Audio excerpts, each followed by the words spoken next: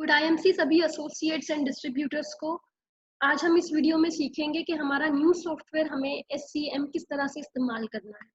सबसे पहले मैं सभी को मुबारकबाद देती हूँ कि हमने new software SCM supply chain management launch किया है। इसकी न्यू वेबसाइट है https://scm.imcapps.com/login। ये टाइप करते ही आपको कुछ इस तरह की स्क्रीन आपके कंप्यूटर स्क्रीन पे शो करेगी।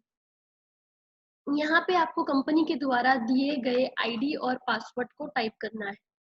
सभी यूजर नेम के पहले आपको अंडरस्कोर एडमिन टाइप करना है और फिर आपको आपका पासवर्ड टाइप करना है। उसके बाद आपको साइन इन पे टिक करना है। साइन इन पे टिक करने के बाद आपको इस तरह की स्क्रीन दिखाई देगी जहाँ पे आपको लेफ्ट में 4 ऑप्शन दिए गए हैं, inward, outward, internal and reports.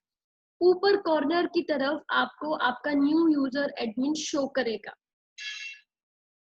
इसमें आपको, जैसे कि अब तक आपने कंपनी से कोई पीओ रेज नहीं किया है, तो यहाँ पे आप किसी भी तरह की एसोसिएट बिलिंग और जो आउटलेट्स आपको पीओ रेज करेंगे वो आप एफपीओ नहीं कर पाएंगे।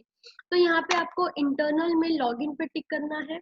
लॉगिन स्विच पे टिक करते ही आपको पुराने सॉफ्टवेयर की राइट्स मिलेगी जहाँ पे आप बिलिंग कर सकते हैं। ओल्ड इनवॉइसेस नहीं चेक कर सकते जो परसों तक हुई है। तो यहाँ पे आपको टिक करते ही ऊपर राइट हैंड साइड में ऊपर आपको न्यू यूजर शो करेगा। उसके बाद आपको बिलिंग किस तरह से करनी है, आपके पुराने यूजर आईडी यहाँ पे आप जब बिलिंग करोगे तो वो आपको चेक करना होगा कि ऊपर कॉर्नर में आपका ये आईडी है या नहीं। फिर आपको आउटवर्ड में मेक ऑर्डर बुकिंग पे जाना है। वहाँ पे आपको इस तरह की स्क्रीन दिखाई देगी। आपको एसोसिएट का आईडी यहाँ पे एंटर करना है। एंटर करते ही आपको उस एसोसिएट का नाम यहाँ पे वेरीफाई करना है कि वो उसी एसोसिएट का है या नहीं, और फिर प्रोसीड पर टिक करना है। प्रोसीड पर टिक करने के बाद आपको 2 ऑप्शन दिखाई देंगे, एक है एंटर प्रोडक्ट, दूसरा है प्रोडक्ट लिस्ट। अब जैसे एग्जांपल के तौर पे मैंने प्रोडक्ट लिस्ट का ऑप्शन सिलेक्ट किया है, तो यहाँ पे मुझे कैटेगरी एंटर करनी पड़ेगी। सिलेक्ट कैटेगरी में अगर मैं हेल्थ की कैटेगरी लेती हूँ तो मुझे यहाँ पे कंट्रोल प्लस एफ, मैं कंट्रोल और एफ को साथ में प्रेस करके कोई भी प्रोडक्ट टाइप कर सकती हूँ।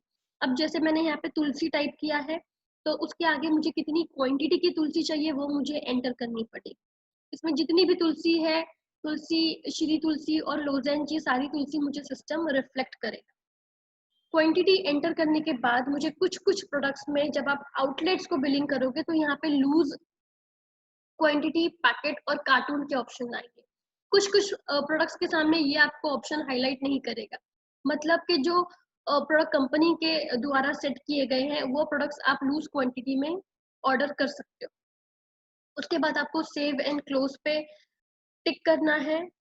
उसके बाद आपको इस तरह के प्रोडक्ट की डिटेल्स की लिस्ट शो करेगी जहाँ पे आपको रिफ्रेश पे टिक करना है। रिफ्रेश पे टिक करने के बाद आपको फाइनल डिटेल्स रिफ्लेक्ट करेंगी कि आपने कितने आइटम प्लेस किए हैं। जैसे मैंने यहाँ पे एग्जांपल तुलसी मैंने ऑर्डर की है 10 पीसेस, और श्री हल्दी,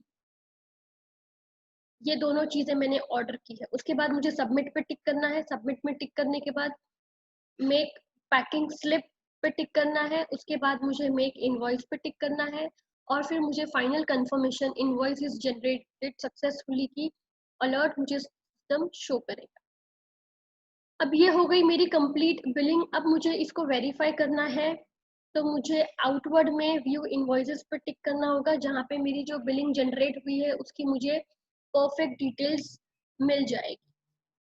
अब अगर मुझे पीओ लगाना है अपने टीडी से, तो मुझे लॉगिन स्विच फिर से करना पड़ेगा क्योंकि मुझे न्यू सॉफ्टवेयर से कंपनी को पीओ लगाना है।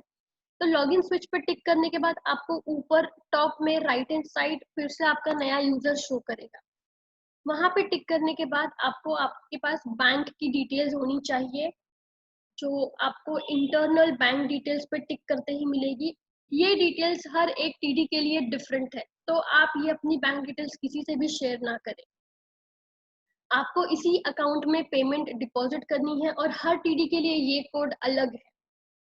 डिपॉजिट करते बाद आपको पीओ लगाना है। पीओ के लिए आपको आउटवर्ड में मेक पीओ ऑप्शन पे टिक करना है। अब जैसे मैंने यहाँ पे टिक किया तो आईएमसी महाराष्ट्र मेरे लिए कोड है 29420।